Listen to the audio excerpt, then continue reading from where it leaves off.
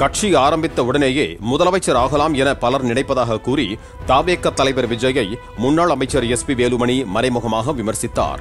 அதிமுக பொதுச் செயலாளர் எடப்பாடி பழனிசாமியின் மக்களை காப்போம் தமிழகத்தை மீட்போம் சுற்றுப்பயணம் தொடர்பாக திண்டுக்கல்லில் நடைபெற்ற ஆலோசனைக் கூட்டத்தில் பங்கேற்று பேசிய அவர் நீட் தேர்வு விஷயத்தில் மக்களை திமுக ஏமாற்றிக் கொண்டிருப்பதாக கூறினார்.